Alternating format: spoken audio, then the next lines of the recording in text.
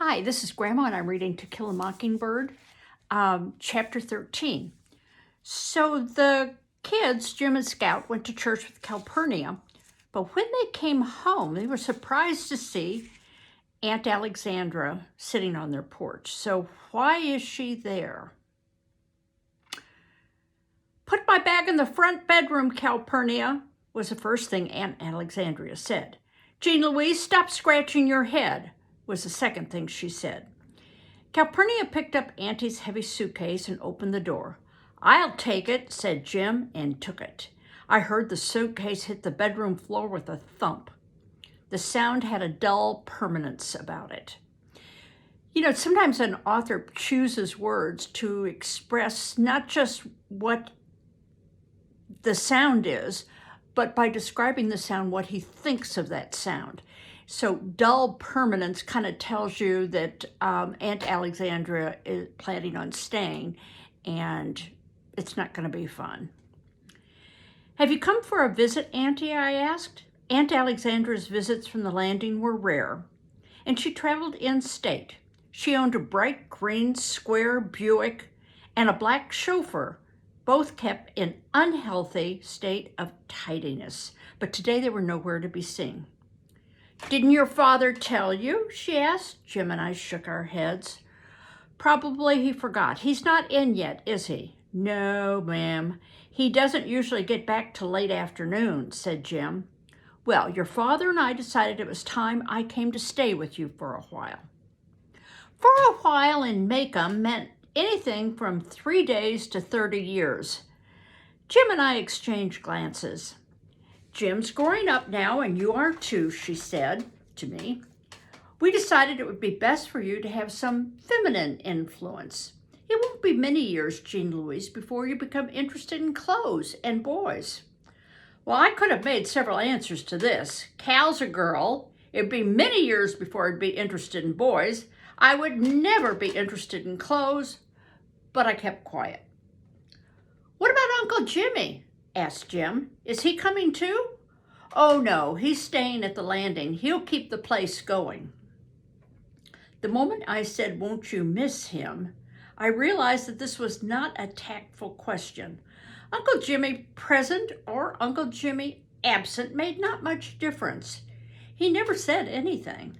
Aunt Alexandria ignored my question. I could think of nothing else to say to her. In fact, I could never think of anything to say to her, and I sat thinking of past painful conversations between us. "How are you, Jean Louise?" "Fine, thank you, ma'am." "How are you?" "Very well, thank you." "What have you been doing with yourself?" "Nothing." "Don't you do anything?" "No, ma'am." "Certainly you have friends." "Yes'm." "Well, what do you do?" "Nothing." It was plain that Auntie thought me dull in the extreme, because I once heard her tell Atticus that I was sluggish. There was a story behind all this, but I had no desire to extract it from her then. Today was Sunday, and Aunt Alexandra was positively irritable on the Lord's Day. I guess it was her Sunday corset. She was not fat, but solid, and she chose protective garments that drew up her bosom to giddy heights, pinched in her waist, flared out her rear, and managed to suggest that Aunt Alexandra's was once an hourglass figure. From any angle, it was formidable.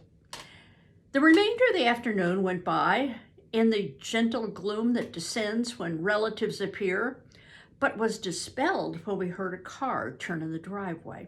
It was Atticus, home from Montgomery. Jim, forgetting his dignity, ran with me to meet him. Jim seized his briefcase and bag. I jumped into his arms, felt his vague, dry kiss, and said, "Did you bring me a book? Do you know Auntie's here?" Atticus answered both questions with the affirmative. "How'd you like for her to come live with us?"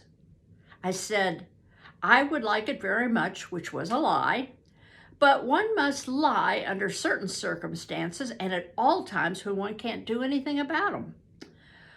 "We felt it was time you children needed." "Well, it's like this, Scout.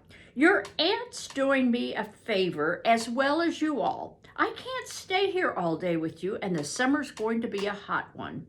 And I think that that is kind of a, he's not talking about the weather totally. He's talking about there are going to be some tempers and bad things happening. Yes, sir, I said, not understanding a word he said. I had an idea, however, that Aunt Alexandra's appearance on the scene was not so much Atticus' doing as hers.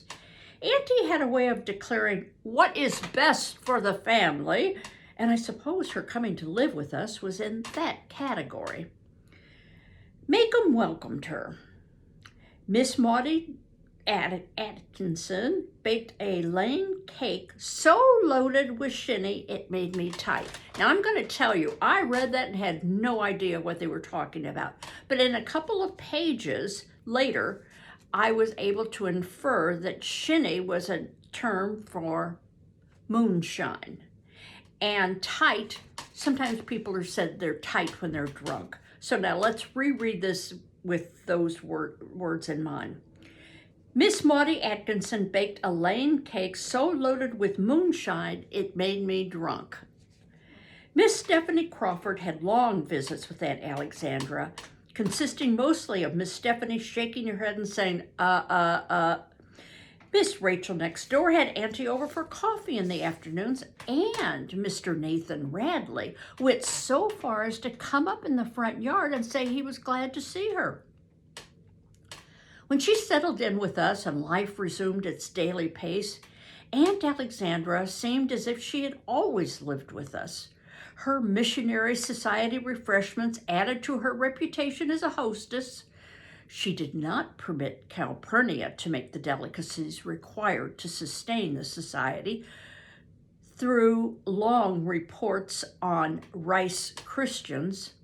She joined and became secretary of the Maycomb Amanuensis Club. I don't know what that is, but it sounds Baptist.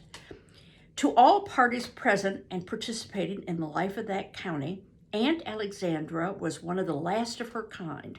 She had riverboat boarding school manners. Let any moral come along and she would uphold it. She was born in the objective case. She was an incurable gossip.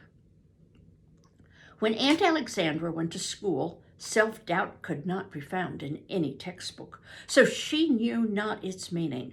She was never bored, and given the slightest chance, she would exercise her royal prerogative. She would arrange, advise, caution, and warn.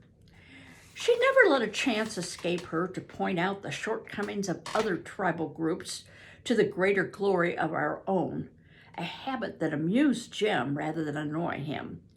Auntie better watch how she talks. Scratch most folks in Maycomb, and they're kin to us.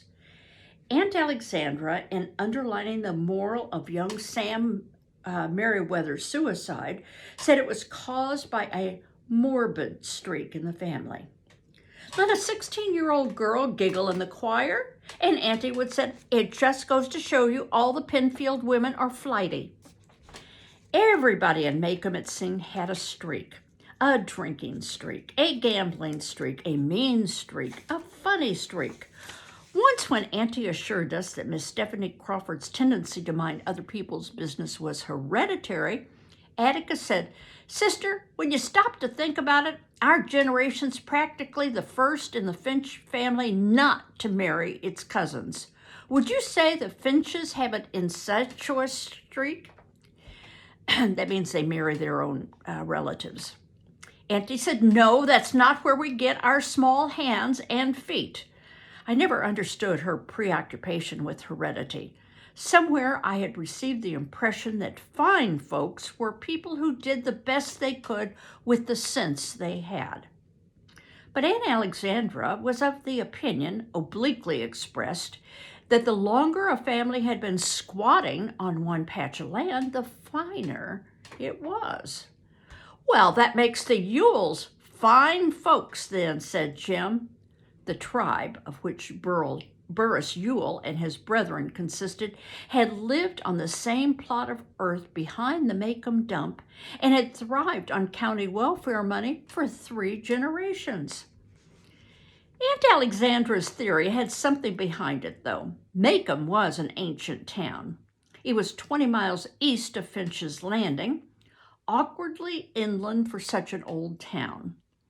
But Maycomb would have been closer to the river had it not been for the nimble-wittedness of one Sinkfield, who in the dawn of history operated an inn where 2 pig trails met, the only tavern in the territory.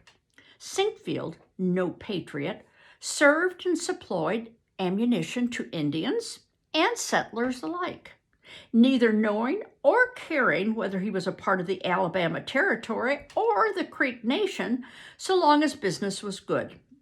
Business was excellent when Governor William Wyatt Bibb, with a view to promoting the newly created county's domestic tranquility, dispatched a team of surveyors to locate its exact center and there establish its seat of government. The surveyors, Sinkfield's guests, told their host that he was in the territorial confines of Maycomb County and showed him the probable spot where the county seat would be built. Had not Sinkfield made a bold stroke to preserve his holdings, Maycomb would have sat in the middle of the Winston Swamp, a place totally devoid of interest. Instead, Maycomb grew and sprawled from its hub, Sinkfield's Tavern, because Sinkfield reduced his guests to myopic drunkenness one evening, induced them to bring forward their maps and charts, lop off a little here, add a bit there, and adjust the center of the county to meet his requirements. He sent them packing the next day, armed with their charts and 5 quarts of shinny in their saddlebags, 2 apiece and 1 for the governor. And that's where I discovered what shinny meant, that it was moonshine. Because its primary reason for existence was government, Maycomb was spared the grubbiness that distinguished most Alabama towns its size.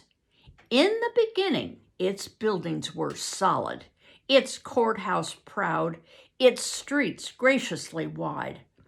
Maycomb's proportion of professional people ran high. One went there to have his teeth pulled, his wagon fixed, his heart listened to, his money deposited, his soul saved, his mules vetted. But the ultimate wisdom of Sinkfield's maneuver is open to question. He placed the young town too far away from the only kind of public transportation in those days, riverboat, and it took a man from the north end of the county 2 days to travel to Maycomb for store-bought goods. As a result, the town remained the same size for 100 years, an island in a patchwork sea of cotton fields and timberland. Although Maycomb was ignored during the war between the states, Reconstruction rule and economic ruin forced the town to grow. It grew inward. New people so rarely settled there. The same families married the same families until the members of the community looked faintly alike. Occasionally, someone would return from Montgomery or Mobile with an outsider, but the result caused only a ripple in the quiet stream of family resemblance. Things were more or less the same during my early years. There was indeed a caste system in Maycomb, but to my mind, it worked this way. The older citizens, the present generation of people who had lived side by side for years and years, were utterly predictable to one another. They took for granted attitudes, character shadings, even gestures, as having been repeated in each generation and refined by time. Thus, the dicta, "No Crawford minds his own business," or "Every third Meriwether is morbid," or "The truth is not in the Delafields," or "All the Bufords walk like that," were simply guides to daily living. Never take a check from a Delafield without a discreet call to the bank. Miss Maudie Atkinson's shoulder stoops because she was a Buford. If Miss Grace Merriweather sips gin out of Lydia Pinkham bottles, it's nothing unusual. Her mother did the same. Aunt Alexandra fitted into the world of Maycomb like a hand in a glove, but never into the world of Jim and me. I so often wondered how she could be Atticus's and Uncle Jack's sister that I revived half-remembered tales of changelings and mandrake roots that Jim had spun long ago. These were abstract speculations for the first month of her stay, as she had little to say to Jim or me, and we saw her only at meal times and at night before we went to bed. It was summer, and we were outdoors. Of course, some afternoons, when I would run inside for a drink of water, I would find the living room overrun with Maycomb ladies, sipping, whispering, fanning, and I would be called, "Jean Louise, come speak to these ladies." When I appeared in the doorway, Auntie would look as if she'd regretted her request.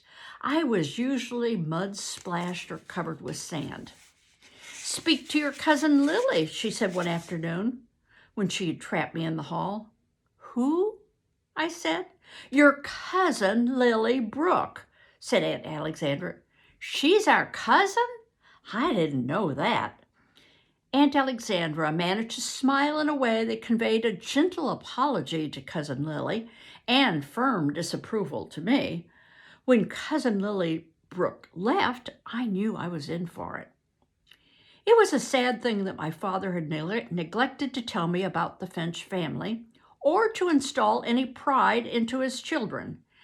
She summoned Jim, who sat wearily on the sofa beside me. She left the room and returned with a purple-covered book on which the Meditations of Joshua S. St. Clair was stamped in gold. "Your cousin wrote this," said Aunt Alexandra. "He was a beautiful character." Jim examined the small volume.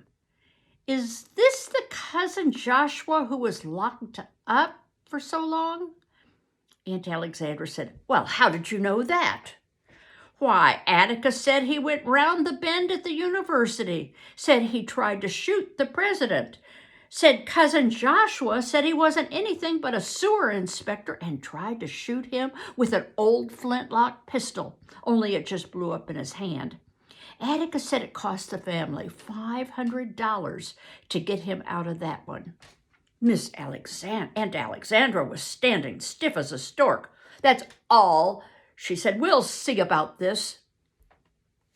She's not very happy that Atticus hasn't been instilling pride in the family, but has been telling stories that should remain in everyone's closet.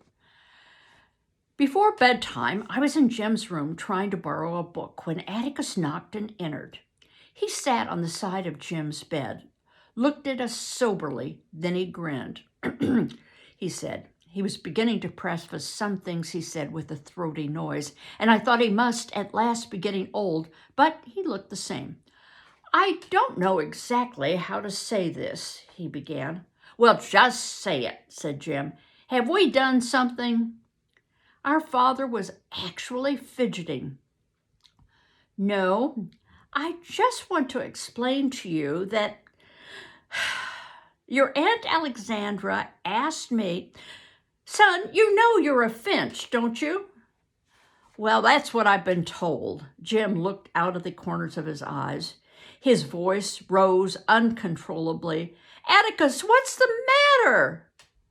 Atticus crossed his knees, folded his arms. "I'm trying to tell you the facts of life." Jim's disgust deepened. "Oh, I know all that stuff," he said. Atticus grew serious. In his lawyer's voice, without a shade of inflection, he said, "Your aunt has asked me to try and impress upon you and Jean Louise that you are not from run-of-the-mill people, that you are the product of several generations' gentle breeding." Atticus paused, watching me locate an elusive bedbug on my leg. "Gentle breeding," he continued. when I found and scratched it, and that you should try to live up to your name. Atticus persevered in spite of us.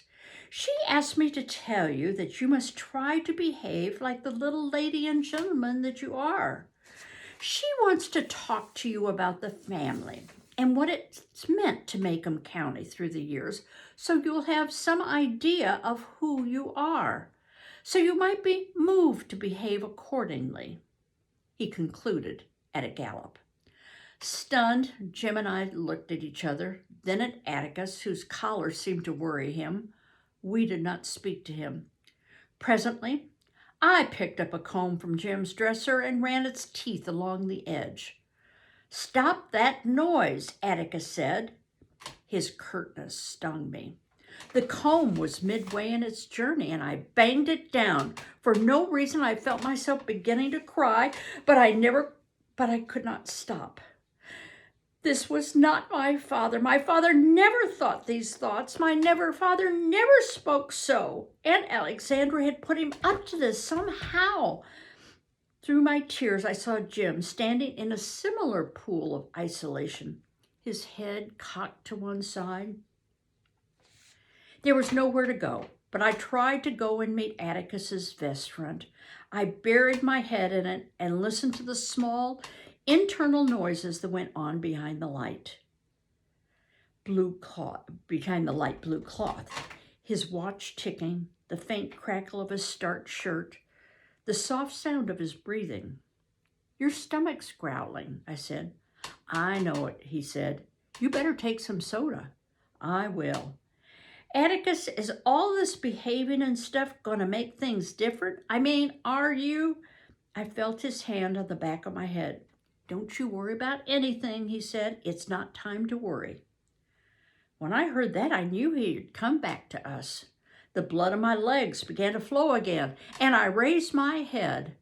"You really want us to do all that? I can't remember everything Finches are supposed to do." "I don't want you to remember it. Forget it."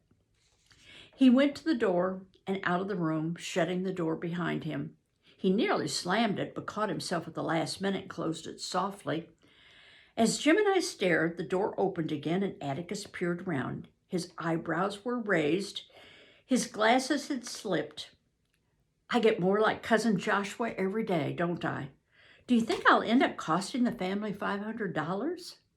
I knew now what he was trying to do, but Atticus was only a man.